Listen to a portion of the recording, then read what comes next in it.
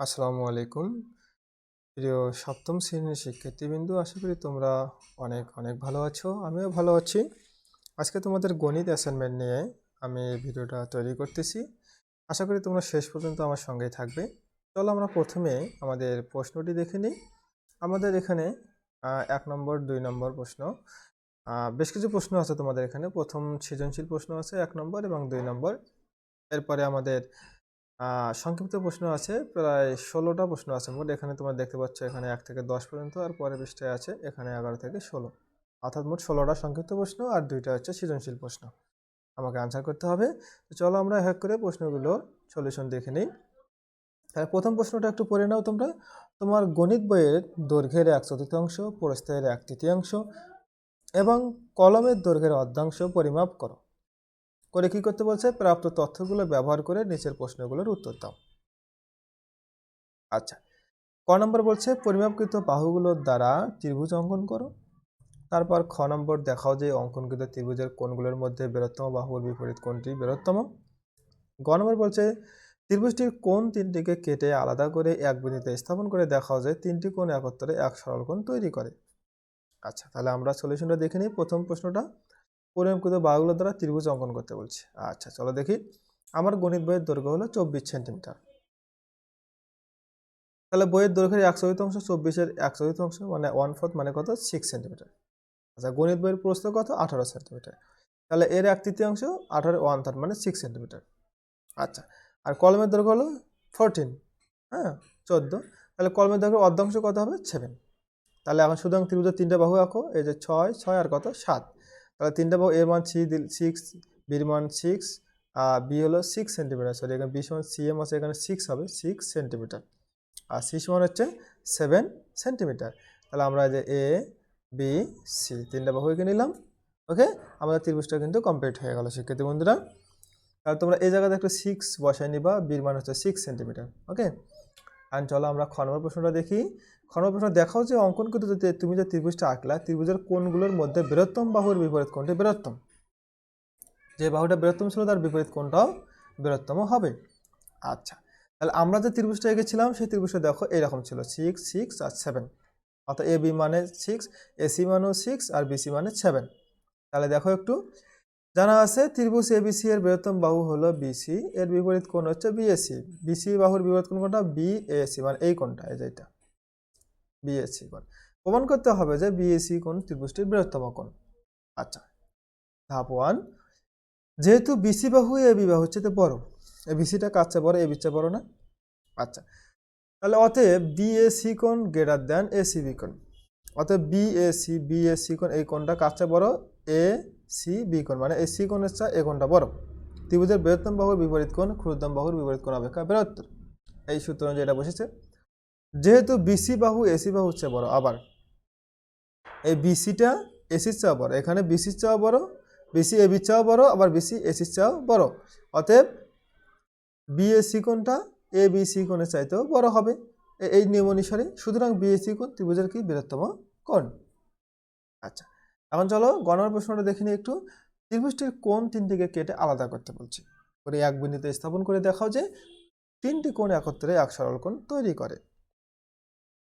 আচ্ছা, আমরা এই প্রশ্নটার উত্তরটা দেখে নিই শিক্ষার্থী বন্ধু।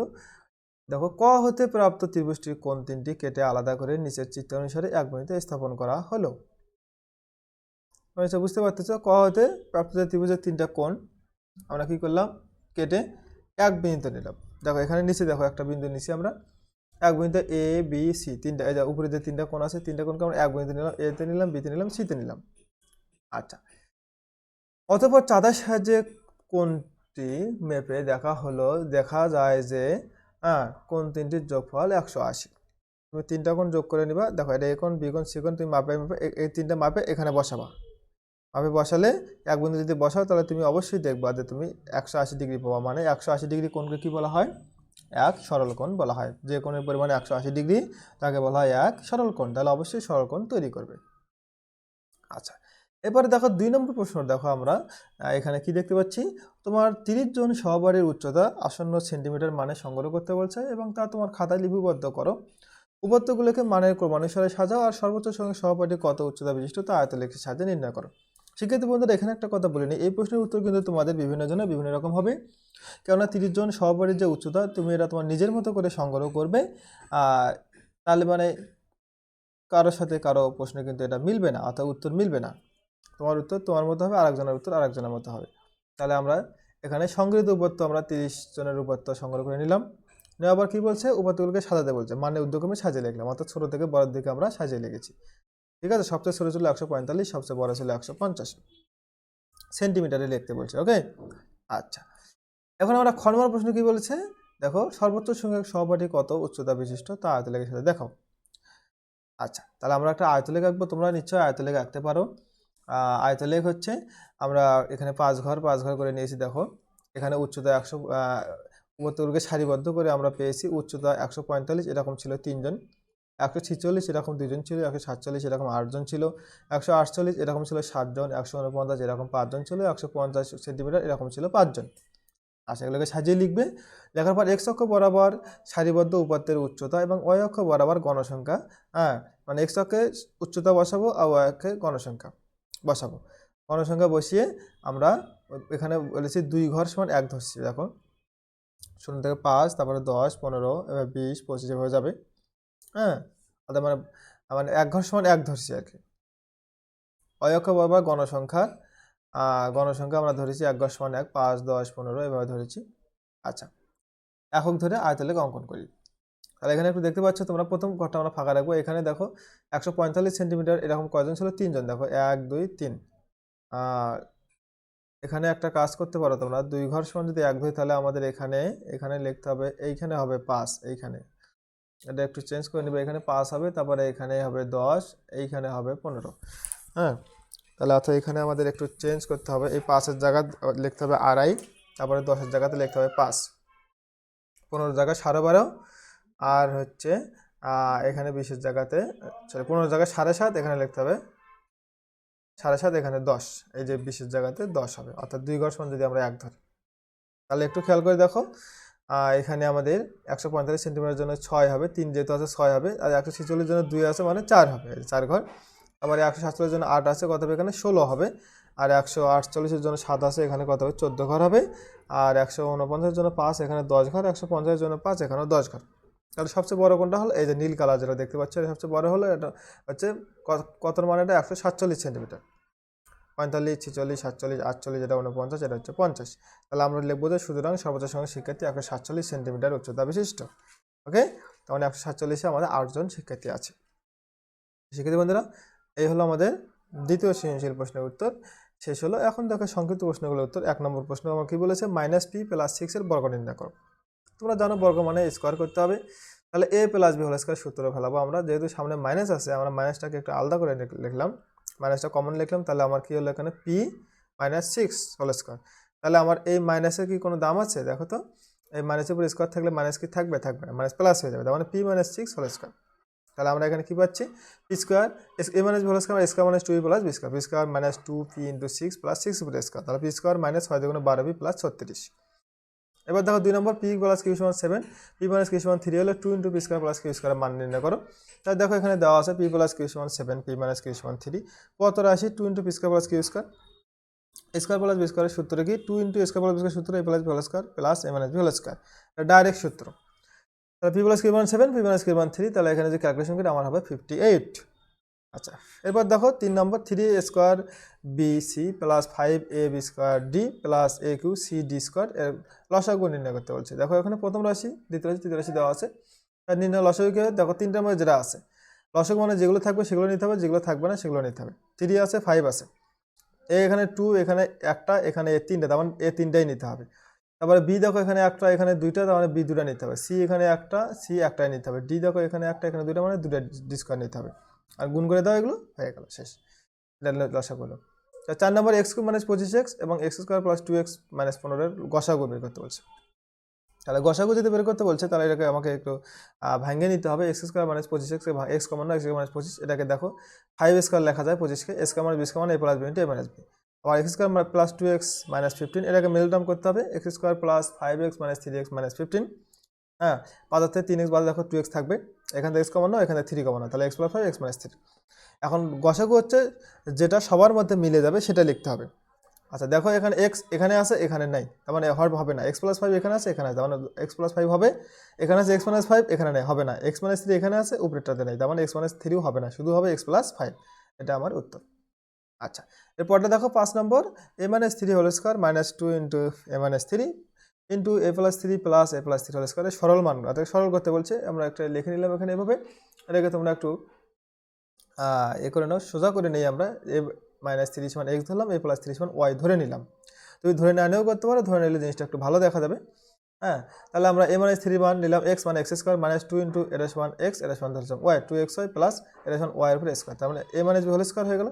এখন মান বসে দাও, x এর মান a মাইনাস 3 মাইনাস y এর মান a প্লাস 3, তাহলে a মাইনাস 3 মাইনাস দিয়ে গুণ করে দাও, মাইনাস a প্লাস মাইনাস 3, তাহলে মাইনাস a প্লাস এ কেটে গেল, মাইনাস 3 মানে মাইনাস 6, তারপর হোল স্কোয়ার মানে 36। আচ্ছা এরপরে আমাদের 6 নম্বর প্রশ্নটা দেখো, মনে হচ্ছে x স্কোয়ার প্লাস 4y স্কোয়ারের সাথে যোগ করলে যোগফল কত? যোগফল পূর্ণবর্গ হবে, কত যোগ করলে পূর্ণবর্গ হবে?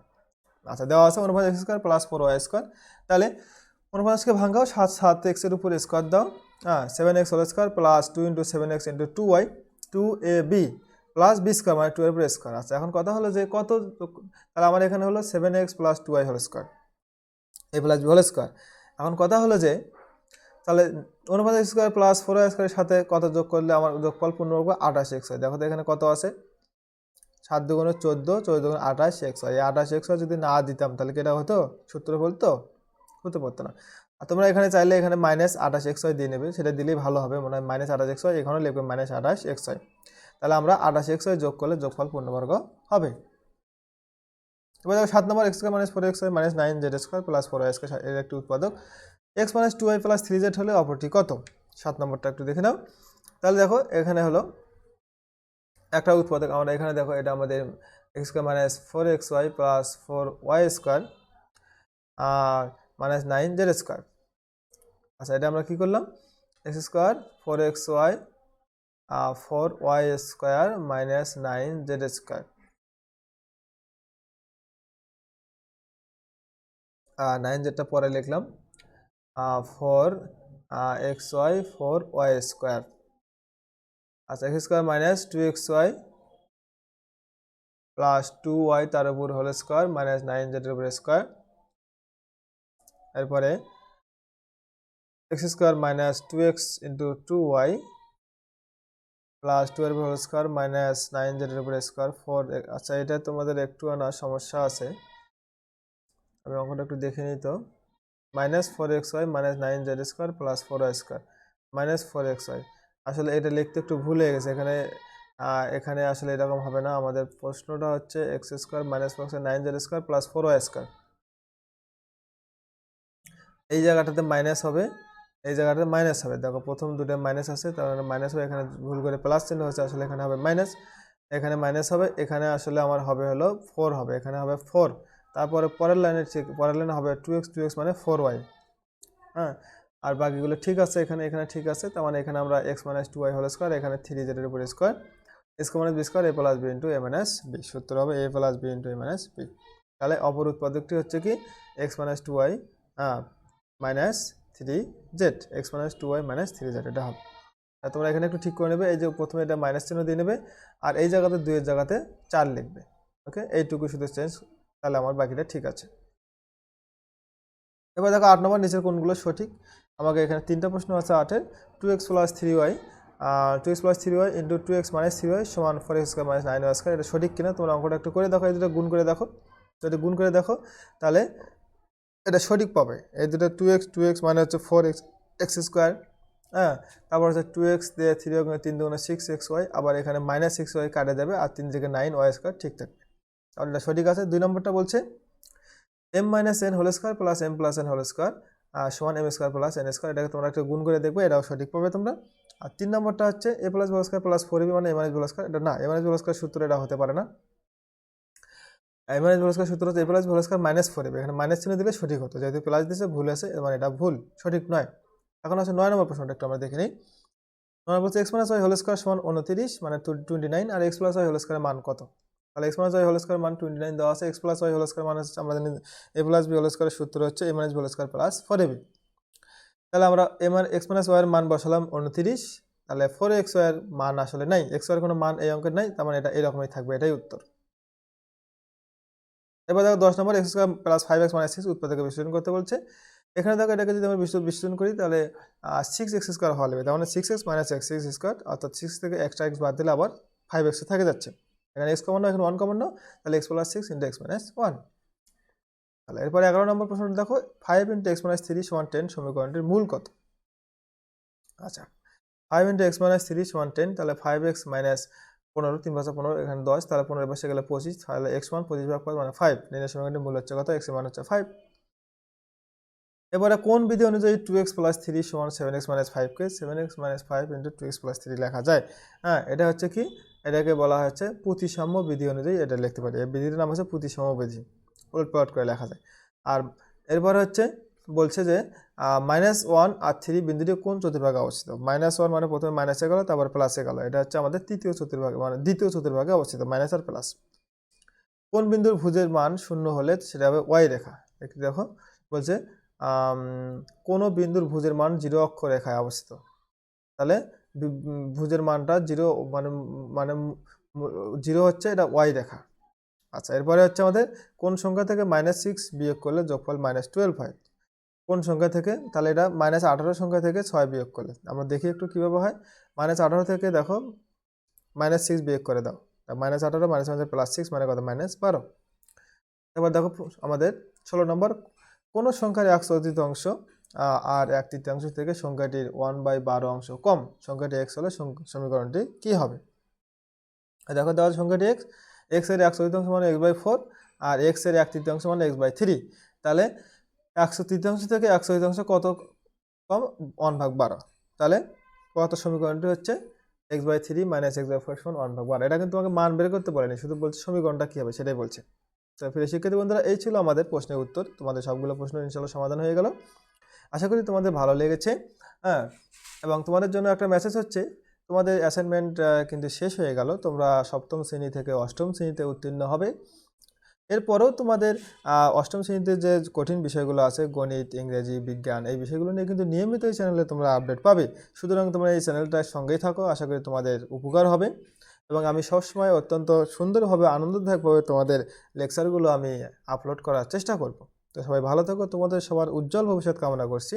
খোদা হাফেজ।